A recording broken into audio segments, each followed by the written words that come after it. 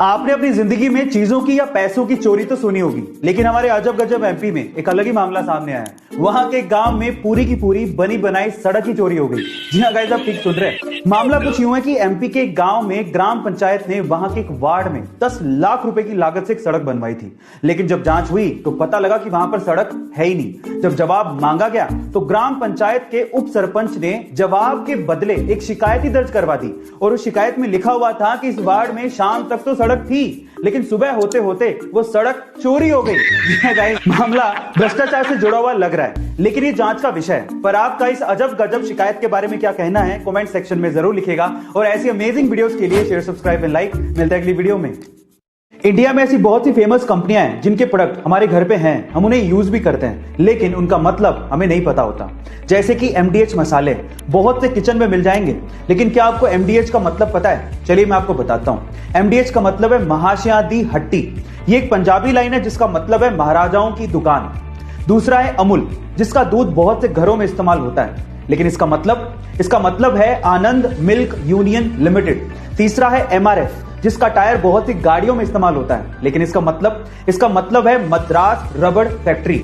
क्या इसके पहले तक ये फैक्ट आपको पता था? और अगर नहीं पता था तो कमेंट सेक्शन में जरूर लिखिएगा। और ऐसे अमेजिंग वीडियोस के लिए शेयर, सब्सक्राइब एंड लाइक। मिलता है अगली वीडियो में। हमारे इंडिया में ऐसी बहुत सी रहस्यमयी चीजें हैं जिनके बारे में वैज्ञानिक भी नहीं जानते कि ऐसा है तो क्यों है।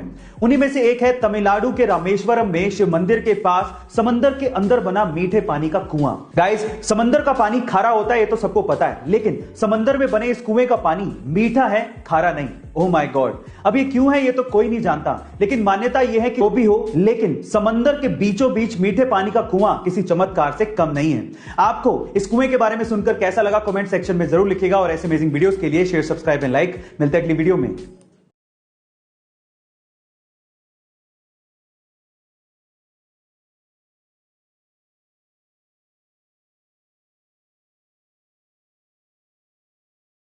ये बात है सन 1974 की, जब फेडेक्स कुरियर कंपनी पूरी तरह से बैंकरप्ट होने वाली थी। कंपनी बंद होने वाली थी। लास्ट के $5000 ही बचे थे।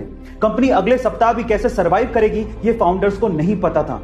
मरता क्या नहीं करता, फाउंडर्स आखिरी $5000 का दाव खेलने के लिए लॉस वेगास पहुंच गए ताकि पैसों का जुगाड़ किया जा सके और कंपनी को बचाया जा सके। गाइस, किस्मत भी बहादुरों का साथ देती है। लास्ट के $5000 दाव पे लगा देना कोई छोटी बात नहीं है। उन्होंने $5000 के थ्रू $32000 कमाए और फिर से पहुंच गए फेडेक्स कंपनी को जिंदा करने के लिए। फिर क्या था गाइस, वही कंपनी जो बैंकरप्ट होने वाली थी, आज वो कंपनी $70 बिलियन की कंपनी है, जिसमें 6 लाख से ज्यादा इंप्लॉइज काम करते हैं। गाइस, आपको फेडेक्स कंपनी की स्टोरी कैसी लगी, कमेंट सेक्शन में जरूर लिखिएगा। और ऐसे अमेजिंग वीडियोस के लिए शेयर, सब्सक्राइब एंड लाइक। मिलते हैं अगली वीडियो में।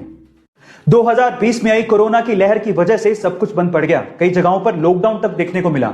लोगों के एक साथ इकट्ठा होने पर पाबंदी तक लगा दी गई और इसका असर खेलों पर भी देखने को मिला। लेकिन जब हमारे डॉक्टर्स और रिसर्चर्स ने मिलकर कोरोना से लड़ने के लिए वैक्सीन बनाई, तब कहीं जाके कई देशों में जिंदगियां पटरी पर लौटने लगी। कोरोना की वैक्सीन बनाने वाले इन डॉक्टर्स और रिसर्चर्स के सम्मान की एक झलक तब देखने को मिली जब विंबलडन का मैच देखने आए हजारों दर्शक कोविशील्ड बनाने वाले रिसर्चर्स और डॉक्टर्स के सम्मान में खड़े होकर तालियां बजाने लगे। देखिए ये क्लिप।